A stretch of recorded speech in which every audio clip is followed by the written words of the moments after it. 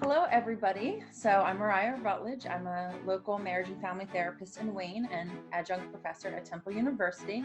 I'm here with my great friends, Amanda Thum, and founder and teacher of the Confidence class.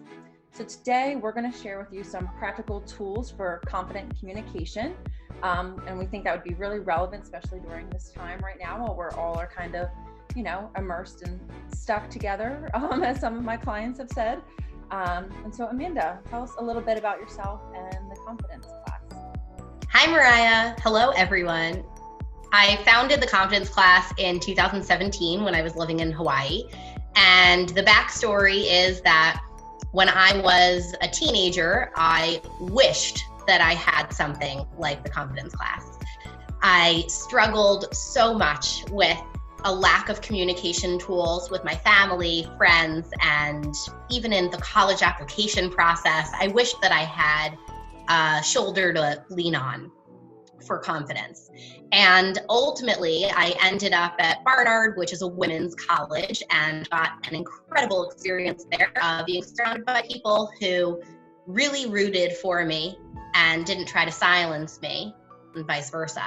So I ended up giving a speech at the end of my college career that was focused on personal advocacy and body positivity. As a result, the Confidence class came to be, and I am a licensed yoga teacher. So the Confidence class is largely focused on yoga practices for confidence. Awesome. Well, we are so excited to collaborate today with you. So Amanda, tell us a little bit about some of the tools and techniques that you use in your Confidence class, and how you can relate yoga to confident communication. I use these tools every single day, to be clear. So I certainly practice what I preach, and I find them to be life-altering. The first one is breath work.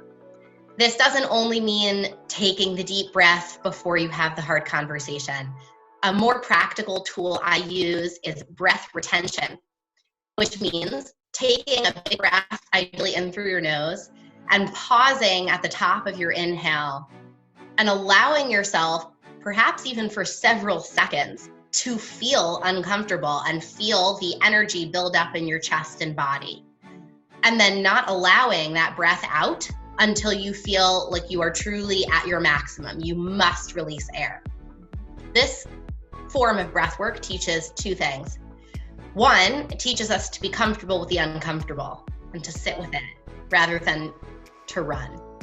And the second thing it teaches us is that we have control over more than we think we do.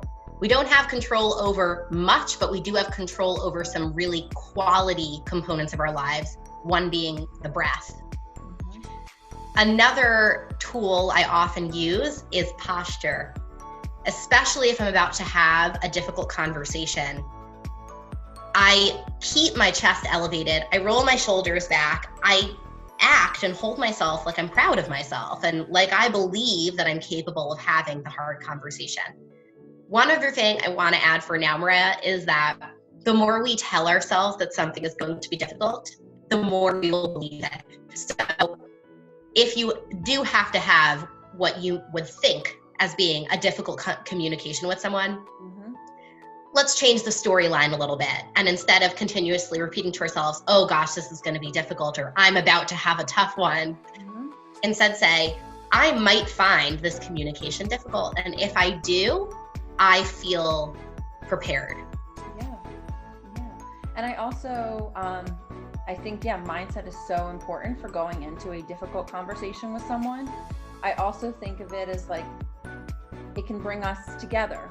So when we look at the 4 stages of effective teams, one of the courses I teach at Temple University is about team process and how teams really get to their highest peak of performing with one another. And when I say teams, I mean anyone that's a group of 2 or more. So marriages, parent-child relationships, your employment setting, your family at large, your friendships. So first we have forming, when the team comes together and, we're kind of a little bit like testing the waters and figuring each other out. Then we have norming, where you find your groove. And then we have storming, which is when this conflict or the tense conversations happen. And a lot of people are scared of storming and confrontation, understandably so. But we need to go through that storming and that difficult phase to get to the performing, the ultimate peak of our performance and communication and camaraderie and connection. And so that's one of the things that I remind myself when I'm going into a difficult conversation is like, okay, this might be difficult, but this is a chance and an opportunity for us to build more of a connected relationship with one another. And so like looking at it as a positive thing that we're going to overcome this together and invest more trust in our relationship, I think that really helps me be less afraid and less scared in those conversational moments. I really like your position on posture and how like there's this mind body relationship. So like putting your shoulders back and sitting or posturing yourself in a way that is indicative of being like proud of yourself. I think that's really beautiful. I do that with some of my like kiddos when they have some like self-esteem stuff going on. I say, all right, stand like your favorite superhero, and automatically putting their shoulders back and they kind of like get all big and they take up space. It changes, even their voice gets louder, like everything is more confident and bigger and more powerful. And so I really love your stance on posture. My stance on stance. Yeah. So I would like to piggyback on what you just said for a few reasons. In the confidence class, we believe and teach that the physical body is a tool to send signals to the emotional body. Mm-hmm. This isn't your silly, fake it till you make it mentality. Yeah. It's to change the physiology of your body. So another thing I offer is to take your hand and place it over your heart while you're having a difficult conversation. I actually advised this when I was teaching yoga over the internet the other day for the confidence class. And I said, place your hand even underneath your shirt and feel skin to skin. Try to find your own heartbeat. Mm-hmm. That can be a very grounding practice. And again, is a tool that we have control over. That has nothing to do with anyone else, and doesn't, especially if you're having a phone conversation with someone that you're finding to be challenging, they can't even see you. Right. So they have no idea what you're doing, So I think that the hand over the heart can be a great tool to be able to ground yourself with your heartbeat. Yeah. I love that. So that's a great one, especially like in this virtual age right now. We're with the coronavirus, we're doing a lot of video or phone calls to stay connected to our people. Right. For those that are in the house all together, for my family, some of the things that I would definitely recommend, and some of my clients have heard this before, is that when we're having a difficult conversation, it's really important to be at the same eye level. So we don't want to have one person standing and one person sitting down, because the person that's sitting down, they're getting signal that there's a threat because someone's standing over them essentially. And so we want you guys to be at the same eye level, because then the parts of your brain that can really like retain information and have deeper level communication skills, they can actually do their best work. If we feel like we're on the defensive, we really can't be having our best conversations, especially if it's over something that's a little bit more difficult or tense. Another thing that I say is I tell my clients to lay down, especially my couples. So when we're like, if they can lay on the floor together, they can lay in their bed, because our body is signaling to our brain that we're relaxed and we're calm. It's really hard to get escalated or to start yelling when you're laying down. It's a little bit, you're almost like tricking yourself. And it can allow things from getting to a point that you don't want them to be. And so, when we spoke earlier, you talked about like the importance of grounding and how laying down or staying seated is grounding and anchoring you. Can you tell us a little bit more about that? Absolutely. This is one of my favorite tools. The first is that if you're in the comfort of your own home, I begin every single day of my life by laying down on my living room floor, on my rug. Get grounded. That's the first thing.